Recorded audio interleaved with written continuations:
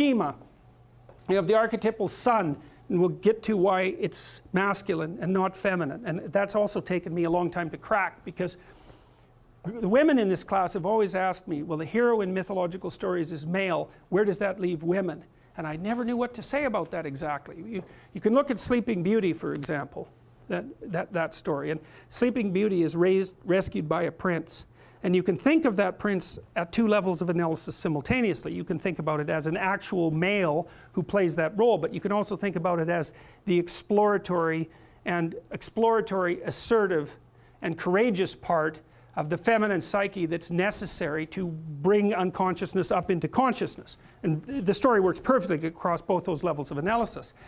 And that is the classic way, I would say, of explaining this particular mode of representation. But it came to my attention, this was so interesting, this is what triggered this for me finally. I was reading this book called A Billion Wicked Thoughts that was written by a bunch of engineers at Google, and they were looking at billions of Google searches, and you know there's no shortage of pornography on the internet, and there's much less by proportion than there was when the internet was first invented. And it's so interesting because it actually turned out that one of the things that drove the development of the internet and the technology was the proclivity of young men to search out sexually provocative images. That was what was at the forefront of the development of the net. It's extraordinarily interesting.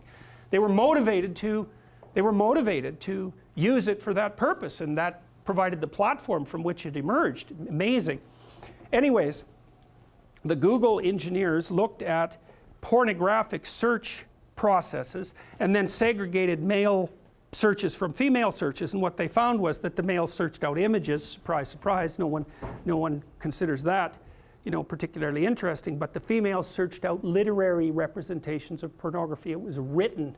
And so I can give you an example of that. If you know about Harlequin romances, does everybody still know about those? Anybody not know about those? Okay, well, they're mass market romances, and of a very stereotypical type. And the original ones were pretty harmless in terms of no violence and no real sexual content.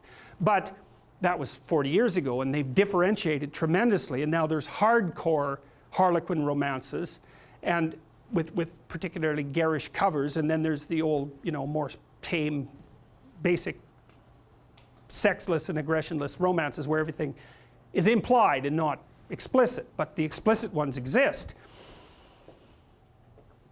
So they did a plot analysis of the typical pornographic female fantasy.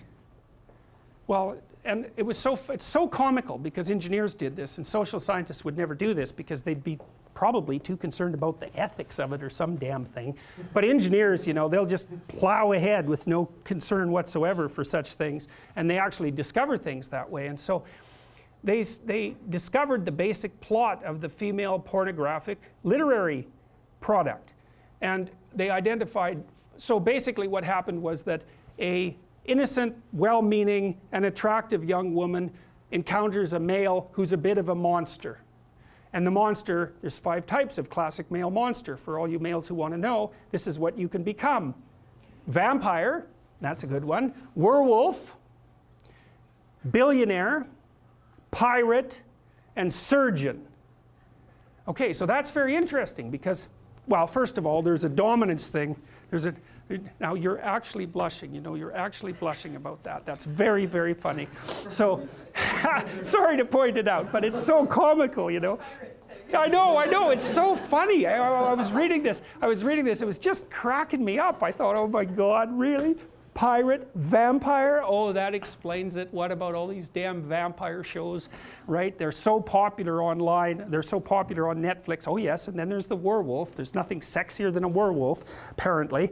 But I mean, so there's predatory dominance that's implicit in that, right? With the billionaire, it's more abstract, but clearly that's an indication of very high success in the male dominance hierarchy. So, but there's this desire for aggression that's in that, a real aggression.